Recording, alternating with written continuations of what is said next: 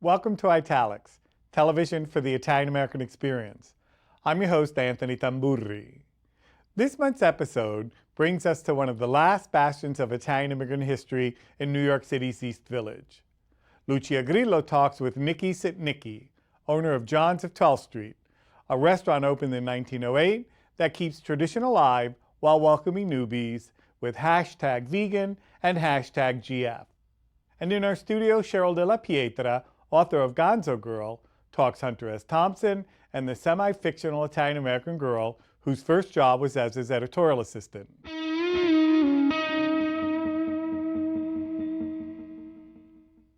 In 1908, enterprising Italian immigrant John Pucciati opened what was then the newest restaurant in New York City's oldest Italian neighborhood.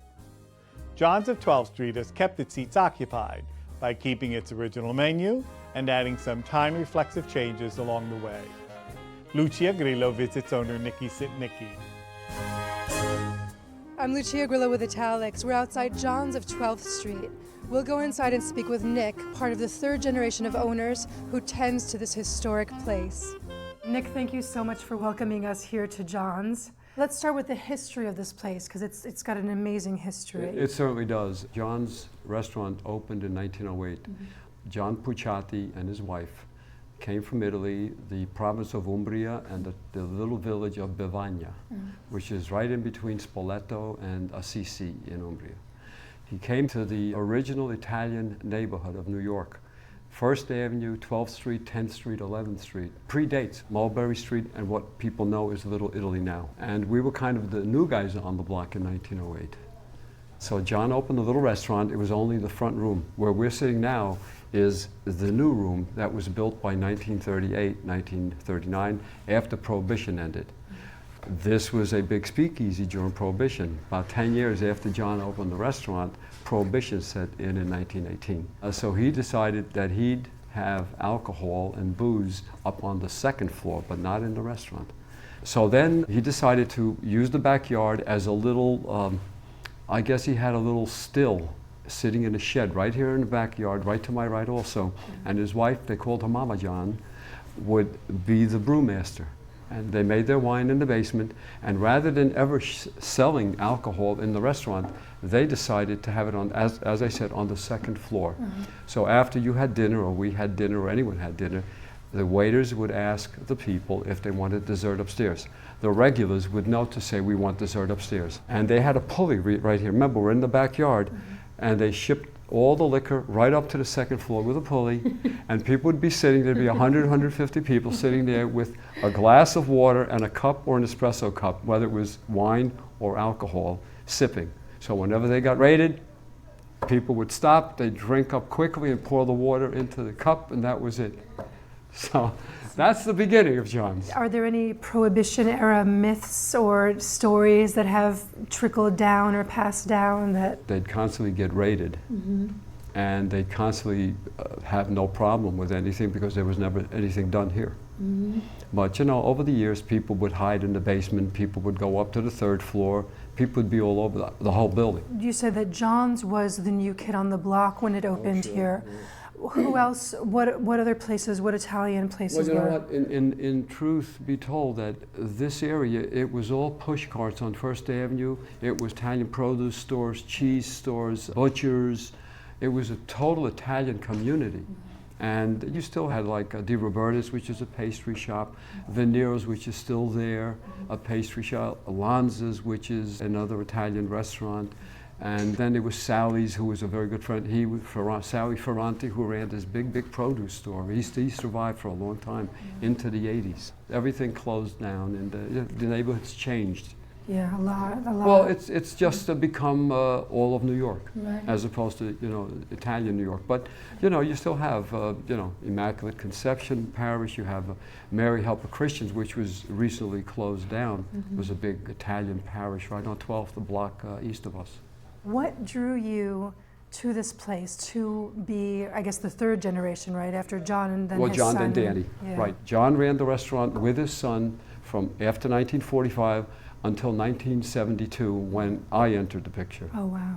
I've lived in the area. I was born in Brooklyn, in Williamsburg, And then we moved to the Lower Side when I was 9 years old, down here on Avenue B between 5th and 6th Street. So, you know, this was a place back in those days in the 50s and 60s. There weren't a lot of restaurants because this was a manufacturing town. Manhattan and New York City was a manufacturing town. People would come, they'd go to work, they'd come home, they'd eat at home, they'd get ready for work in the morning. So I go back to having my grammar school party here. My parents brought me here. Then my high school party here when I graduated, you know, and then I went from to Cardinal Hayes High School. Then afterwards went to St. John's University. And I had my college graduation party here. And then I did my MBA work at Adelphi University, had my party here. 4 years later, my friends call me from the neighborhood and go, Nicky, you know, and you know, by the way, my true name is Nicky Sitnicki, and my partner was always called Mikey Two Names. So you can't find it's like, what are your names, guys? So I bought the restaurant. I go to my partner, we were kids. Mike, you want to buy a restaurant with me? And we were baby young brokers trying corporate at the beginning, right after our MBAs in college. And he's on the phone, and he goes, sure, why not? And that was it. That was the beginning of a relationship, a partnership. How would you describe the cuisine here at John's? You know, it's kind of a blend, because if you look at our spiedino alla mozzarella, which is prepared in a very northern way with just a butter and anchovy sauce, whereas a lot of people will prepare a spiedino alla mozzarella or carrozza mozzarella with a red sauce. Our ragu, which is more of a Tuscan dish. So it's kind of centric about all of Italy. So was this the menu from the beginning? Our written menus from the beginning. We've added a couple of specials that we verbally describe to people. You know, for instance, we do an avocado bruschetta. We've been doing that for about 25 years. Suddenly, That long? oh, we pick up the papers now. We read that all these people, the hottest thing is avocado toast. And it was my partner, Mike, who Mikey Two Names, as he's known, he was the one who created this. So maybe 25, 30 years ago. That was our first special at John's Restaurant. So you're the original Avo toast. We've been, we call it, it's our avocado bruschetta, okay? That's what it is. Wow. And for years, my partner, we've all known a lot of chefs over the years, and he'd always have his chef friends come in here, and they'd always order spaghetti meatballs. So one day I go, you know, Mikey, they must really love you, because, and he was bigger than life as a personality. He was my cosmic thinker. I'm a more strategic planner. He was a guy who'd pick things out of the air like the man on the moon, and let's try this, let's try that. So I go, you know, for all this creativity we do, all your chef friends, they always order spaghetti and meatballs. Well, several years later, New York Magazine comes out with a story, best meatballs in New York, John's Restaurant. And I go, there you go, really. Wow. So, you know, that's kind of the stuff that goes on. So what is the magic to John's being around 108 years later? The mind and the heart. And the fact that there's so much commitment from the whole organization. We make our pastas, whether it's the fettuccine or it's the manigotti shells or it's the pappardelle, it's all hand cut. We make our vegan bacon for our Caesar salad. You know, we're a very traditional Italian restaurant. And people say, wow, you're traditional. Well, traditional Italian is Italian cooking the way it's always been cooked. The vegan is also traditional because we've taken the same dishes, but we've made them vegan. If you look at our traditional Italian menu or our vegan menu, my goodness, we have couples that come in and one is vegan, one is not, and they both have the same dish. How could that be? Which even takes us down to our desserts, where we have our traditional menu with panna cotta. We make our own vegan panna cotta. We make incredible cannolis. We make cannolis here that are vegan, and people who are traditional diners can't believe, because they have them, they can't believe they're vegan. You know, you change, just like we didn't have pizzas, now we have pizzas. We make our fresh mozzarella from curd. This restaurant is not only a restaurant, you have a great preservationist job. Oh, absolutely. We feel we're curators here. We really feel, well, we're here passing along tradition and history. Even the tiled floors that were put in 1908, the white tiles are white. They're white, yep. We bleach every night. They're Belgian mosaic tiles. They're actually put in even sooner than the building. When the building was built in the 1890s. And years ago, 120, 130 years ago, a lot of buildings had tile floors, especially in the hallways. Not as beautiful and as involved as these, but they were all hand. There were no sheets. So they were done by craftsmen. You don't find tile work like this anymore because it doesn't exist. And even you look at the walls. The walls are marble. They were actually quarried in Ferrara, Italy, back in the 1890s and shipped over here. They're 1 inch thick marble slabs inlaid in terrazzo, 3 by 6 feet, shipped from Ferrara, Italy. And then you look around, as I said earlier, the murals are painted on canvas, and they're actually scenes of the city-states of Italy before Victor Emmanuel united them into the nation of Italy. And you'll even see the coats of arms on the walls there too. Behind us, we have this immense candle. John decided to start candles, and he built this little base of candles, solid wax, and he started drifting candles up. And we've been cutting them down and growing them since about 1938, just as a celebration of the end of Prohibition. So was there, I mean, there must have been a huge party here when that happened. Oh, there was. You know, even, yeah, the party was, in fact, John's, because we never had a violation, even though we were a speakeasy, he got his liquor license very quickly. Even the mahogany bar was all hand cut by one of his best friends who was a carpenter. It's all, there's no veneer, it's all solid. One thing that's very interesting is that John was friends with Carlo Tresca. He was friends with Carlo Tresca. He was very involved with all the movements in Union Square Park in the 20s and the 30s. And Carlo Tresca, who was, you know, an anarchist and a socialist and a progressive in many ways, was a very, probably one of his best friends. And he pretty much stayed with him many times up in his apartment right here in the building until he was killed by either the fascistas or the mob or whomever. Right. Now John had, I mean, what an interesting personality, because he had all these kind of, right, like he was involved in all these different spheres. But he was also active, you know, with various organizations, both left and right. He was a man of all of the world, really. You know, but he did a lot of stuff with moving forward with the labor movement here and a lot of different areas. You know, and John's has, you know, been surviving here for 108 years with our history and traditions. Part of the history says that Carlo Tresca had his last meal here. Is that true? It's what we were told when we came to the restaurant back in the early 1972, 73 by old timers who go back to, remember, Lucky Luciano grew up down the block, Carlo Tresca, we were on Boardwalk Empire, we were on Boardwalk Empire, the characters on it were actually people that were part of John's history. It's not just a story.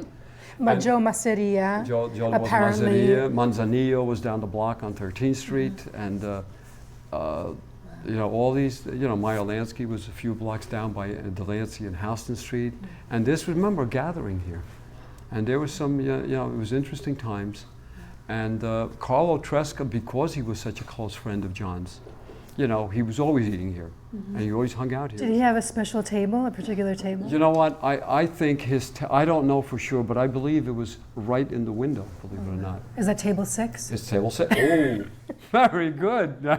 Table 6. They call it the owner's table now. So what's in store for the future for John's? John's goes on. John lives. John lives forever. I love it. Every moment I love. You know, I feel I love it. I love John's more today than ever. And it just keeps on going. It's like a real love story. There's no reason for it ever to change. You know, we have no children, but we have family, we have friends, and it'll continue. You always find someone who will maintain a tradition, a history, and a success. Nick, thank you so much. Oh, my pleasure. Thanks for hosting here at John's at 12th Street. From the East Village for Italics, I'm Lucia Grillo.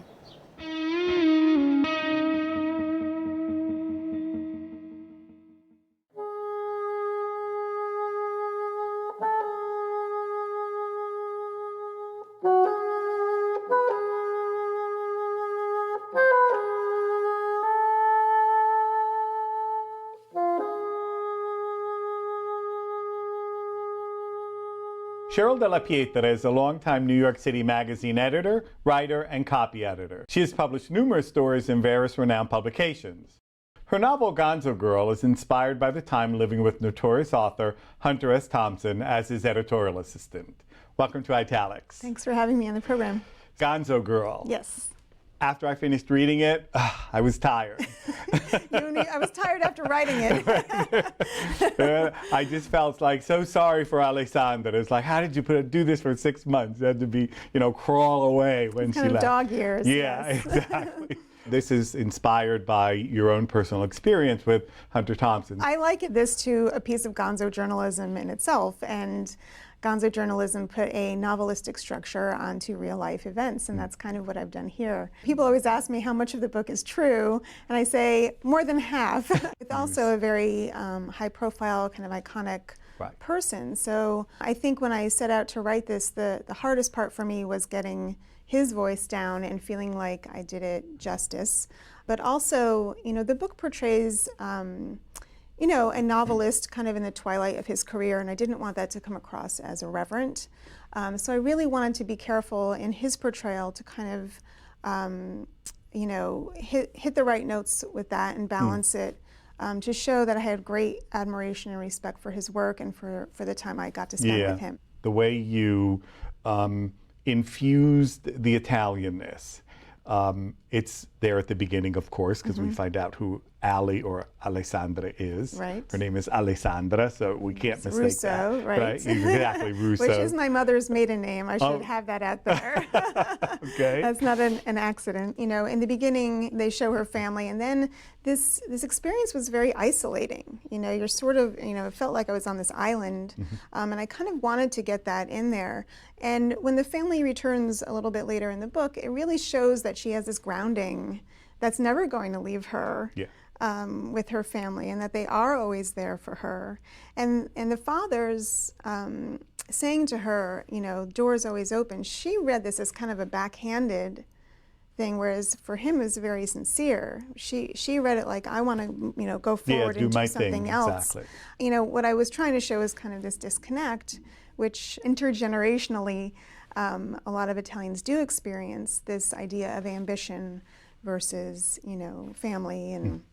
That's a conundrum. That's a problem, That's right? Yeah. For a lot of Italian Americans of a certain generation, because you're not supposed to leave the family in any way, shape, or form. You're not supposed to leave the neighborhood. And midway through the book, family reappears. The phone call when Ali calls her mother. Right. And that's a wonderful mother-daughter bond. I think that happens, even though it may not come off that way because there's still some thinking going on that, so she really understand me, whatever. But it's clear that Ali needs her mother. That's right. And needs to hear that. There's an interesting line at the end of that scene where her mother's kind of playing it off a little bit. The phone call, she's not acting as worried as she usually does. Yeah.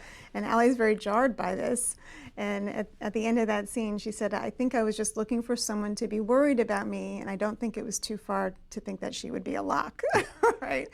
Because, our mothers always worry about us, but certainly Italian mothers worry about you more. Yeah, they do. So yeah, she was really looking for that grounding from her. The whole idea that Ali takes Walker's stuff and rewrites it. Right. Yeah. Well, writing is just hard. For anybody to do it in any medium is very, very hard. And I think that's what I learned being out there, is that this person who is so prolific, Hunter S. Thompson has, at least 12 books under his belt, these huge tomes with a lot of, deep thinking about politics and authority. And, he was prolific in addition to his journalism. And so even someone like that, who was such an iconic figure, had a hard time writing. And that was just an important thing for me to see as an aspiring writer, that it's not easy, it's never easy, but you fight the good fight every day. And that's what he did, was he sat down at that typewriter every single night, no matter what was going on, and tried. And sometimes he succeeded and sometimes he didn't, and any writer has that experience. So it was important for me to see that it was hard. His public life was so outsized. He would, go to the tavern. He would get dressed up in like the Tilly hat and the aviators and the cigarette filter, and go out into the world. And I think, especially for him, there was this expectation, because of his outsized personality, that he would sort of do something crazy. And we certainly did have experiences like this, driving in the car and shooting off a screecher gun and the cops being called and being pulled over. These things really happened. To him, this was fun. And fun is is maybe a broad term when applied to him, but that's what filled his tank. And then when it came time to write, in the book I say hands on the typewriter by 2 a.m. Yeah. That was when all of that came out. But to me, you can't separate his work from the life that he lived. In that story, you really raised the question of the typewriter versus the computer. Yes, You know? he did use a typewriter. Yeah, and he and didn't even really know how to type. It he's was just 2 pecking fingers. away. What's Yeah. funny is my mother was a typing teacher. And so I would say to him, I can show you how to do that, Yeah. right? He's like, no, I'm good. But yeah, the fact that he did so much with 2 fingers. He did edit on paper in his very kind of the signature scrawl that he had, but not very much. I mean, he more was interested in the precision of the words. There are some gender issues here. Huh? Few, yes. Who Walker Reed is and how he's surrounded by women, Yes. his editorial assistant, his personal assistant, And a his girlfriend. girlfriend, right? He's got this trinity of Yeah. women here. That is a around nice him, word, you very know? interesting word. Yes, you know, he really needed people to take care of him in a way. The day-to-day, you know, eating and getting, you know, the day started and that sort of thing, and organizing things. So he could be left to his work. And what's interesting about when I first got the lead on this job, it was a friend of mine working at Rolling Stone, and he said, hey, here Hunter's looking for an assistant, do you want to throw your hat into the ring? And when I said, why don't you want to do it? He said, because he wants a girl. So he knew, I think, that he needed, you know, women to take care of him a little bit. Yeah. And so yeah, I guess it's very, you know, laid out there. You know, this is our role, this was his role. But of his generation, you know, guys like Mailer, and you know, there was a certain, I'm not going to say sort of an out-and-out sexism, but it was a generational type of thing. It was such a macho culture back then, especially in this kind of work, journalism, and so it wasn't not of his time. You end the novel in a very intriguing way, and I thought it adds to whatever type of reverence you wanted to add to it, to the book, the tone of the novel in general. You know, I was trying to sort of justify Yeah. what comes before. It makes me think, you know, my father is an English teacher. He's retired now, but he was an English teacher for 35 years. And so, you know, publishing this book has made me think a lot about him and the lessons he taught me. You know, growing up, whenever I didn't know a word, he would say, go look it up, Cher, go look it up. I'll never forget that red dictionary. I can see it in our bookshelf. But, you know, and also when I think of my grandparents, you know, my grandfather was a house painter, but I used to do the jumble with him every day when I was a little girl. And just, he loved words, you know. So I think about these people, you know, in my life who've really influenced my love of reading, my love of words, my love of writing. This book took me, I mean, I had a small child at the time, so I was in fits and starts writing it. It took me about 5 years after I had the initial idea. What's the difference in time between when you left Hunter Thompson, that compound, Right. and you said, I think I want to write about it? What was that incubation process? I guess it's been 24 years since I left there in 1992. So it's not, I'd written about it 2 other times in short form. For POV magazine, I wrote an essay. It was just about 1,500 words. It was called Hunter College, right? It was what I learned for all the New Yorkers out there. And then I wrote an 800-word essay in this book called The Moment. It was just a compilation by my good friend Larry Smith at the 6-Word Memoir Project. And that was the moment that I accepted the job. Whereas Hunter called me at 3 o'clock in the morning after I'd sent him a letter. And he said, can you get out here tomorrow? And so the moment was me saying, yes, I can. Yeah, those are the only 2 other times I'd written about this experience. But it took me a long time to really kind of figure out what it meant to me, this experience. And I'm glad that I waited, because I do think that, you know, the writing is better, and I just needed time with it to figure out how I wanted to present things and what I wanted to say about it. You know, especially this iconic figure. You know, he passed away in 2005. Right. So that was also another minute for me to think about it. What's on the horizon? I am working on something else right now, sort of too soon to talk about it, but I do always think there will be Italians in my work. It's just something that's a part of me, and that I think I can write really well because it's so meaningful to me. Thank you for joining us today. Thank you for having me.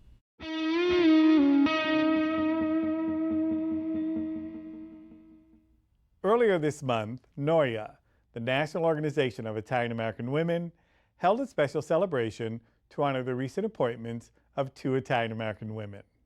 Janet Di Fiore, appointed Chief Judge of the Court of Appeals and Chief Judge of New York State, and Maria Tivullo, appointed Superintendent of the New York State Department of Financial Services, DFS. Full interviews of Chief Judge Di Fiore and Superintendent Vullo, along with NOIA Chair Maria Tamburri, coming in the fall during our Italian Heritage and Culture Month specials.